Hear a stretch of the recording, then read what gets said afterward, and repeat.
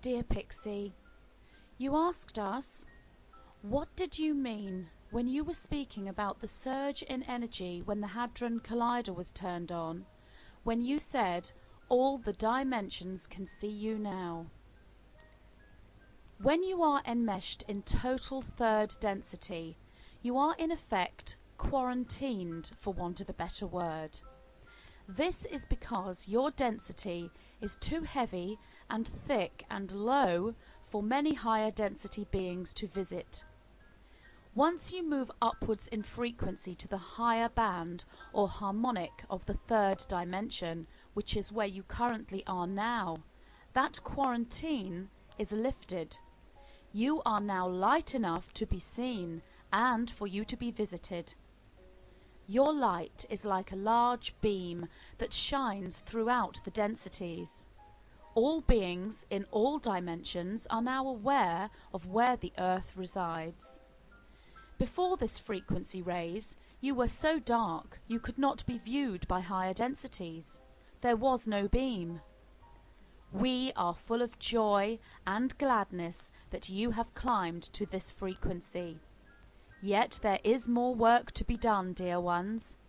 The more love you feel, the more love you share, the more love you spread, speak and teach, the higher you shall climb. For it is a beam of love the higher densities can now see.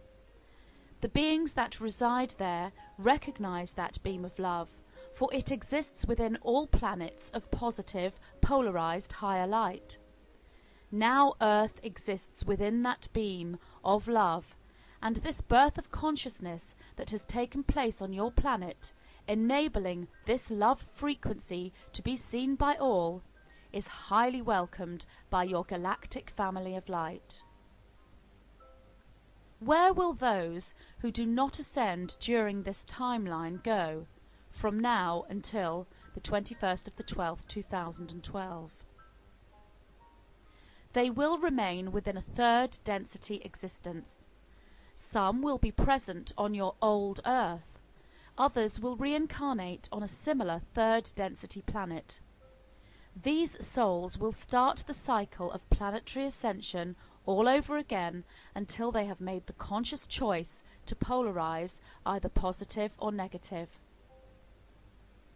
Can we, or do we, ever come down to Earth or another planet and lose our way and miss the ascension process?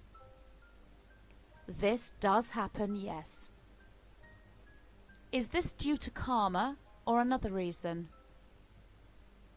The laws of karma and free will work together as the soul moves forward. There are several reasons why a being may miss the ascension process, but the most significant reason would be the fact that the individual has become so enmeshed in third density frequencies that he forgets who he is and why he is here. Once that individual being has responded to the triggers and has activated cellular memory, it is very unlikely that the ascension process shall be missed. How can you tell if you will ascend? Once you ask with a pure heart to walk an ascension path, your request shall be heard and acted upon. You will then know you are going to ascend. You will also feel yourselves ascending. At this time in your Earth year of 2008, there are many, many souls who feel themselves ascending. This, for some, is the final wake-up trigger. For those highly polarized souls that have not consciously asked to ascend, or are even aware of what ascension is, will still be ascending in line with Earth's frequencies due to their high level of polarization. These people will eventually wake up and activate cellular memories to discover they have already been ascending. How can a polarized to self entity evolve to the 7th dimension if one must polarize to serve others in order to evolve into higher densities? It is probably more correct to say that this polarized to self entity is descending rather than ascending, although we bring this forward as a metaphor. A polarized to self entity is able to ascend to higher densities, yet they shall not reside within the same place as the polarized positive entity. It is a very difficult and demanding path to fully polarize service to self and move into higher dimensional states. An extremely high degree of negative polarization must be attained by the individual. Almost 100% polarization is required for this. This would involve almost an entire lifetime of solitude and spiritual discipline. The service to self polarized negative individual does not ascend as a group as you, the polarized service to others beings, do. This is a solitary path.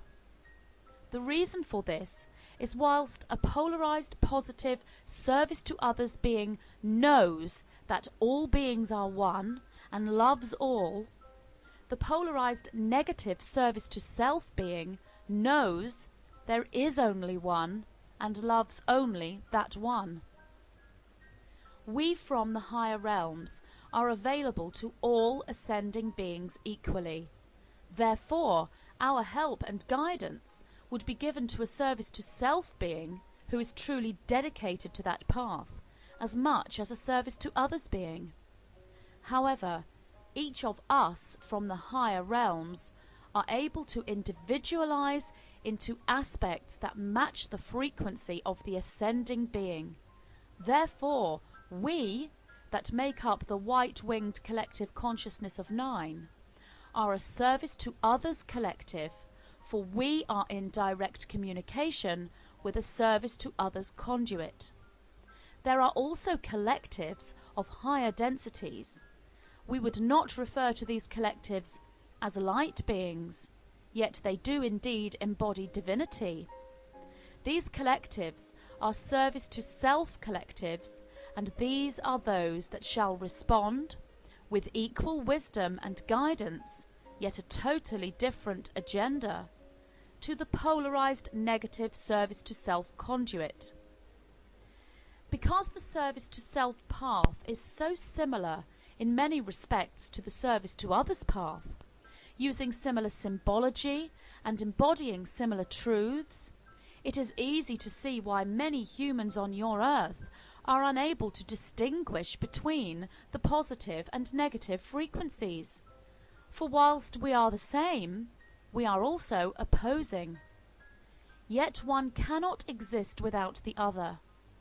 Therefore, whilst the majority of ascending beings shall be of positive service to self frequencies, there shall always be a small minority of service to self beings who also do what you know as ascend.